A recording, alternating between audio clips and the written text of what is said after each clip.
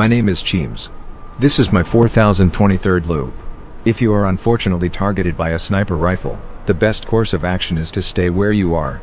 Because one cannot escape the speed of a bullet, and this allows you to die with more dignity. However, there is one exception. That is when you know exactly when the opponent will fire.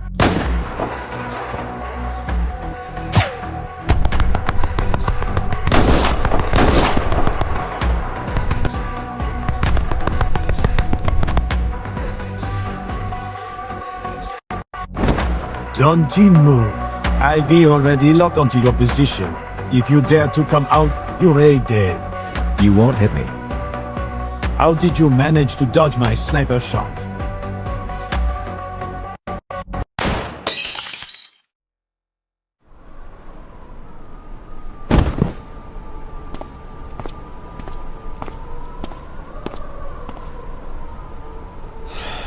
Long time no see. It must have been 1,000 or 2 loops, right?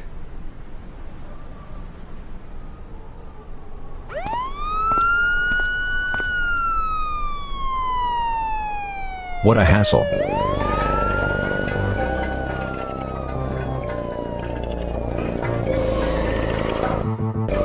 Dante, move! How did you guys find this place? Thank you for the information that helped us capture this fugitive, Mr. Cheems. The police department's reward will be deposited into your account within a month. You're welcome, officer. I've already gotten what I wanted. Although we won't inquire about the source of the information, I personally am really curious. How did you know he was hiding there? Well, just a bit of luck. Luck. See you next loop, officer. Loop? This lead is completed, but this information doesn't seem useful for now. Forget it, let's move on to the next one and investigate further. The first time I saw him was on my 527th loop. My condition was much better than when I started, because I finally realized the fun of the loop. Everything is repetitive and fixed, so as long as I loop a few more times and gather enough information, I can do everything. This feeling, similar to solving a puzzle, was very delightful to me, but soon I realized that things seemed not to be that simple.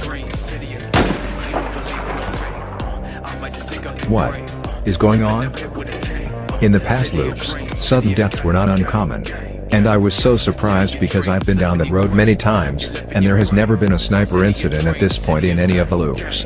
I quickly became interested in this event, so the next day, I went to the same spot at the same time, but this time no one sniped at me. So it was then that I realized. It's very likely because I did something special in a previous loop, that led to the sniper attack. But I couldn't for the life of me figure out what it was. Thus, I decided to use a brute force method. That is, to repeat everything I did on the day I got sniped. I don't do it for the money, I just do it for your ears. One by one they keep it running. Slip up a trip and you're dead. Reproducing it exactly was not an easy task, but I eventually managed to do it. And after that, there was a long battle ahead. Since I didn't know what I did to cause his appearance, I could only repeat the initial loop and had no way to get useful equipment. Thus, I ended up fighting him continuously for over 30 times.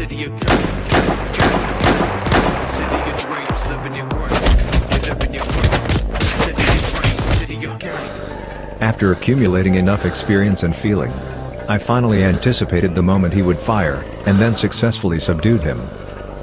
So, next, we can finally find out the answer. It took me quite a bit of effort to interrogate him. Since the shooting location was close to the police station, the police would check out the situation in just a few minutes. So, I specifically moved him to a remote corner. He was not a pushover, and conventional methods couldn't get him to talk. Plus, this victory was hard-earned, and defeating him again would take a lot of effort. So, I resorted to slightly more violent interrogation methods. After the interrogation, I spent the next few loops cross-verifying his statements, approaching him with different identities. Ultimately, I pieced together the truth behind the sniper attack. His name is Mose, a highly skilled mercenary. He was cornered by a ruining his life. So he used his last savings to buy a sniper rifle, preparing to randomly snipe passers-by as a form of revenge against society. But he hadn't made up his mind completely. The last vestiges of humanity within him were still battling with anger and pain. At this moment, like the straw that breaks the camel's back, anything could tip his sanity over the edge. On the morning of the 527th loop, I had gone to a newsstand to buy lottery tickets. It was a habit I developed starting from the 162nd loop. If I need to kill time during each loop, I would go to the nearby newsstand to find lottery tickets that could win prizes.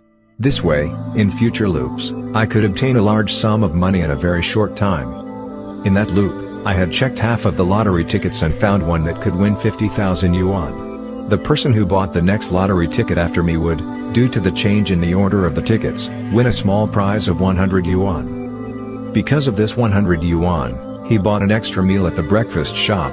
This way, he would have to wait for an additional traffic light before reaching the company.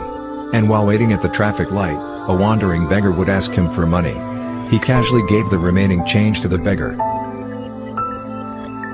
And it was precisely because of this act of begging, it caused the beggar to be 20 seconds late in reaching the next intersection, and it also led to him missing a passerby. Mose.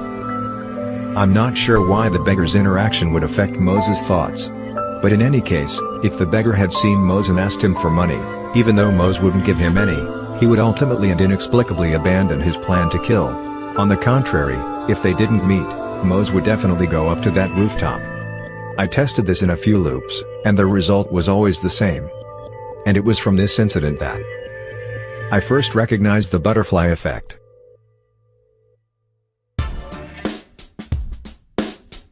Well, after that, once I understood the cause and effect, I lost interest in him. However, the sniper rifle he had was actually quite good, so there were a few loops where I would go and take his sniper rifle. But that was a long time ago. I haven't seen him for at least 1,000 or 2,000 loops. So the reason I was sniped by him was because... Yes, it was because of something we did in that loop that triggered the butterfly effect. Do you remember doing anything different in the last loop compared to before? Oh, I remember I bought an ice cream in the loop before I got sniped, and in the loop when I got sniped, I didn't buy the ice cream. It's probably like how I bought a lottery ticket. You not buying that ice cream also triggered a series of butterfly effects, ultimately leading him to make up his mind to commit murder. Wait, that's not right, Cheems. If not buying the ice cream would lead him to decide to kill, why wouldn't he go up to kill in the previous loops when I never bought ice cream there? Also, just because a beggar asks him for money, he would give up his plan to kill. That sounds too far-fetched, doesn't it? The butterfly effect can't be that illogical, can it? I'm not exactly clear on that. But the butterfly effect is called the butterfly effect for a reason. It's because there will be a huge chain reaction between cause and effect. If you single out the cause and effect, it may seem illogical. If you really want to understand why not buying that ice cream could lead to such a huge chain reaction, you can spend a few loops trying it out. But I think it's just a waste of time and energy. It's better to do something more interesting when you have the time. But it still feels a bit strange. Is it possible that this isn't the butterfly effect at all? Not the butterfly effect?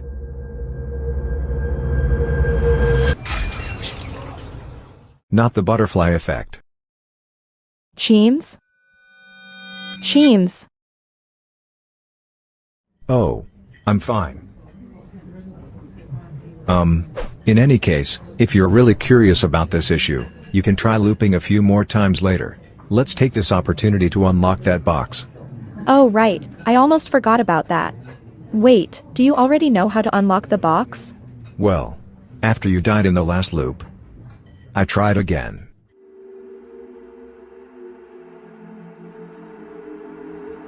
Lucy, you asked me before why we didn't tie up that mercenary. Now I'll answer you, because I need to confirm whether what he said is true. I don't quite understand. Not tying him up will confirm it? Do you remember Dr. Max's reaction when we first met him? Who are you? His reaction clearly didn't seem like he knew us.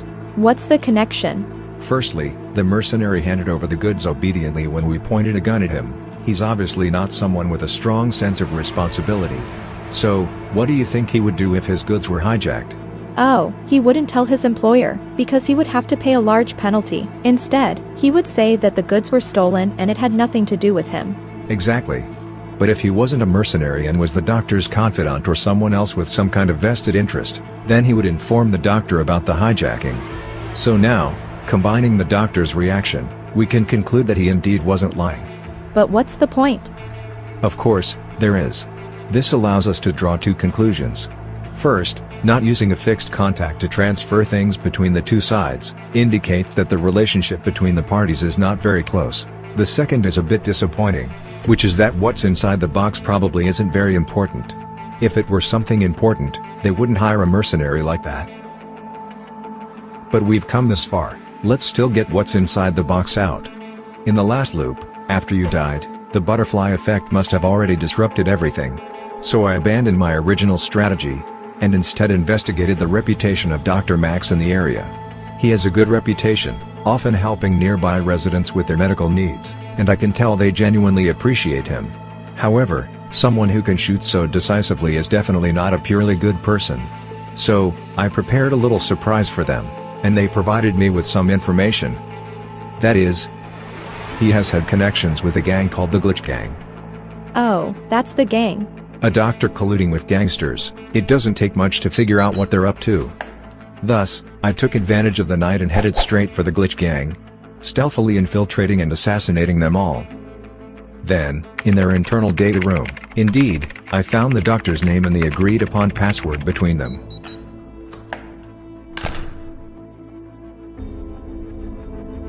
These are?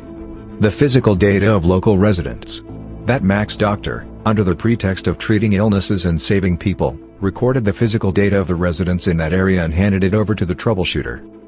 The gang would then find individuals whose physical data matched their clients and kidnap them. Just some dirty business.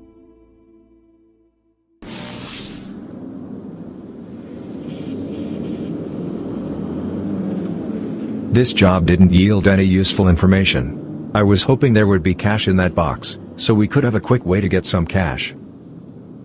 Cheems, you're amazing. You figured this out so quickly. After a few more loops, you'll be just like me. So, this matter also has nothing to do with escaping the loop.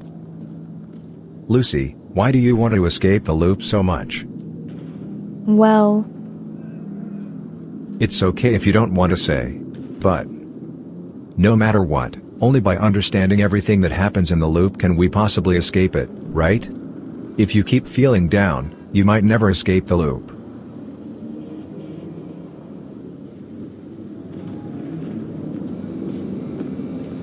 you're right. So, let's go. Where to go? Well, to the next loop.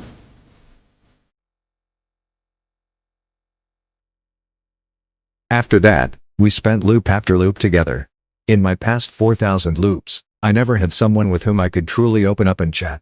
Even though the loop itself brought me endless fun, there were always nights filled with unbearable loneliness. But she appeared so suddenly. We are both loopers, able to understand each other's pain and joy, sorrow and happiness. I suddenly found that every day of life was so joyful. Like a beautiful dream from which one would never want to wake up. She remains fixated on escaping the loop, and I do my best to offer her advice and strategies. But deep down, I know we cannot escape the loop. I just want her to gradually face the reality, and then one day, time will wash away everything. And she can live happily in the loop like me.